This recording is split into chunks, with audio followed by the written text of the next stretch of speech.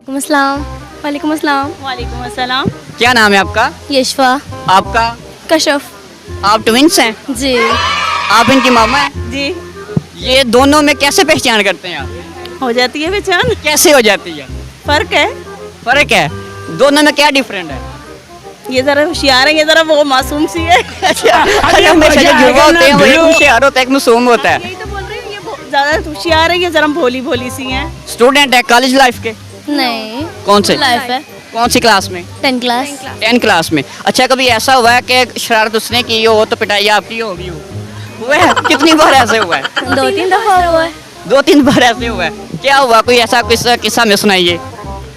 School में एक दफा मैंने टेस्ट नहीं किया था और इसको आता था, तो इसने अपना भी कर लिया और मेरा भी कर लिया। तो मैं कहती हूँ आपने भी किया है? मैंने कहा जी मैंने भी कर लिया। अच्छा, इसका तो फिर आपको फायदा हो गया ना, इसके तो आपको बेनिफिट हुए।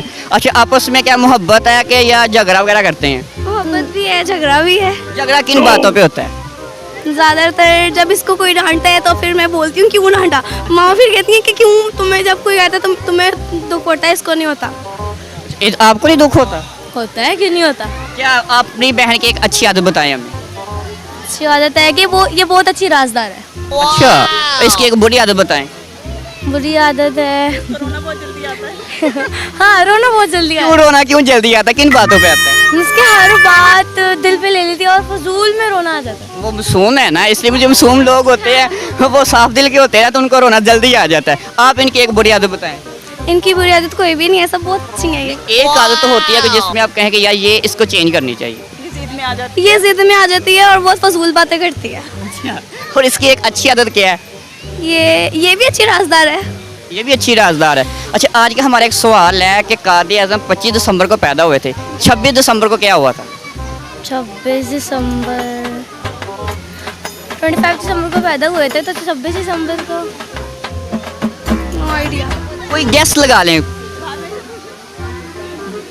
मिनट पूछ सकती हूँ? इनसे पूछ लें जो साथ है।